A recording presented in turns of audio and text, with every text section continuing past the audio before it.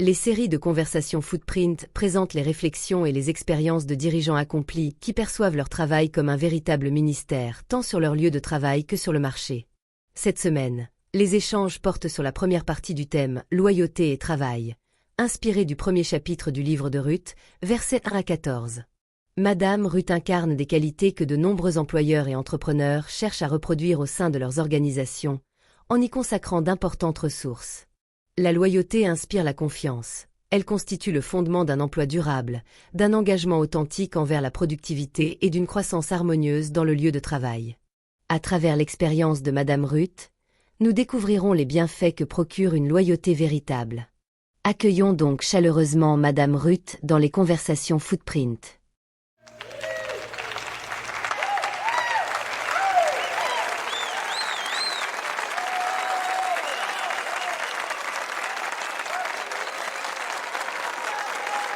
Je suis très heureuse d'être parmi vous aujourd'hui pour partager mon expérience.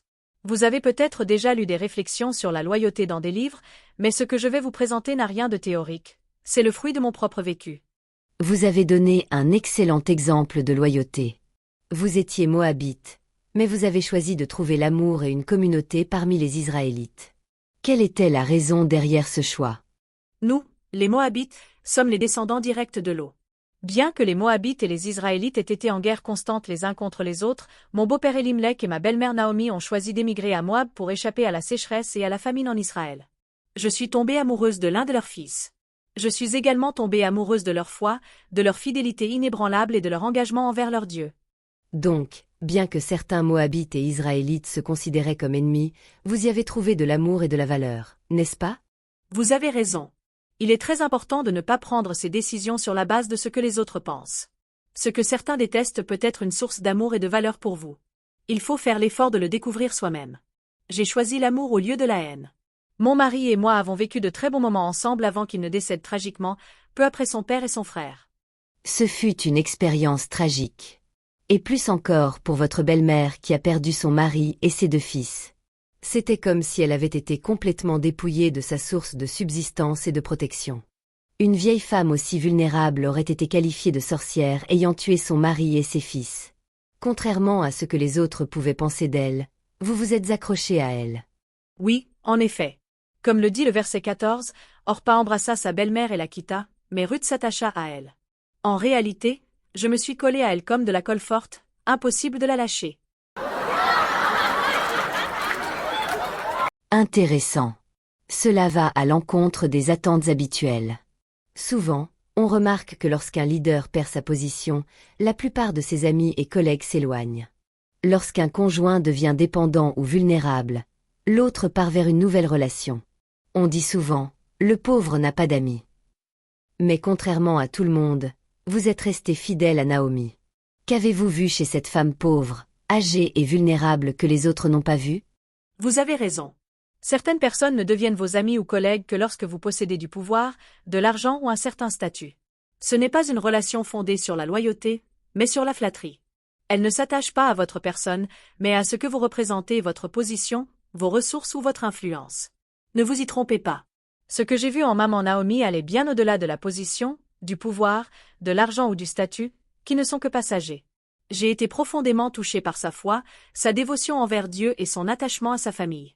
Comme je l'ai déjà dit, je suis tombée amoureuse de leur foi et de leur mode de vie centré sur la fidélité au Seigneur. Ma loyauté envers elles prenait racine dans ma loyauté envers leur Dieu. C'est très instructif.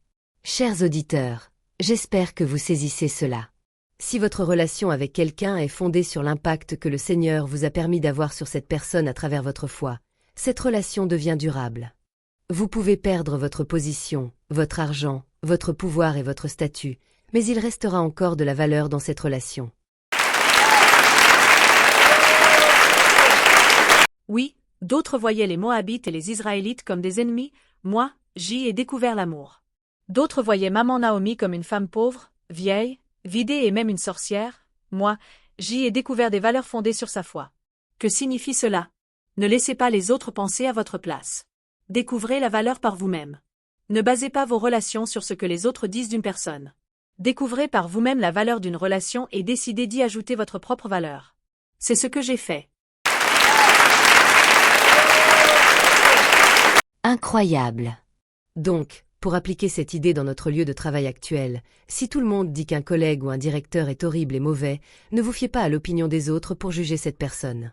Découvrez-la par vous-même. N'évitez pas cette entreprise parce que tout le monde dit que c'est un mauvais lieu de travail. Découvrez-la par vous-même. Vous découvrirez peut-être des valeurs que d'autres ont manquées ou ignorées. Et comme l'a fait Madame Ruth, une fois que vous aurez découvert cette valeur, décidez d'ajouter votre propre valeur à la relation ou à l'entreprise. Ce sera le fondement de votre loyauté. Nous attendons avec impatience la deuxième partie. Joignez-vous à moi pour remercier Madame Ruth.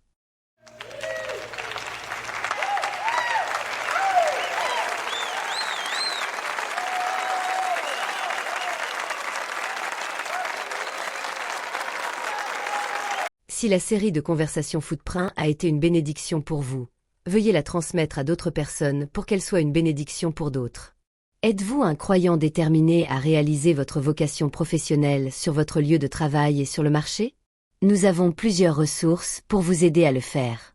Il vous suffit de vous abonner à la chaîne YouTube pour recevoir les nouvelles ressources que nous créons chaque semaine. Si vous possédez aussi des talents créatifs, contactez-nous et laissons-le céder au Seigneur pour qu'il l'utilise pour avoir un impact sur le royaume.